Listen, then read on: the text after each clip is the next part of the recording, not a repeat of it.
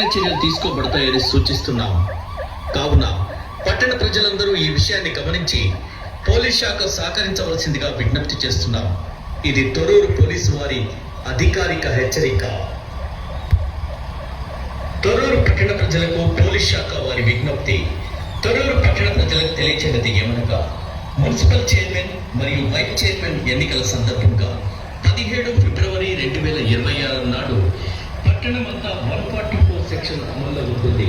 అందువల్ల ప్రజలు ఎవరు కూడా 20,000 కంటే ఎక్కువగా ఎక్కడైనా గుమికూడదని, రోడ్లపై కానీ మూడవ ప్రదేశాల్లో కానీ సమావేశం నిర్వహించకూడదని పోలీస్ శాఖ హెచ్చరిస్తుంది.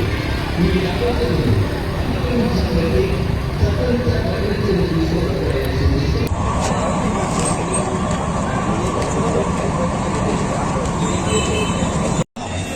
కావున పట్టణ ప్రజలందరూ ఈ విషయాన్ని గమనించి పోలీస్ శాఖ సహకరించవలసిందిగా విజ్ఞప్తి చేస్తున్నాం.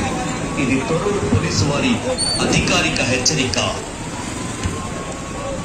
తొర్రూరు పట్టణ ప్రజలకు పోలీస్ శాఖ వారి అధికారిక హెచ్చరిక.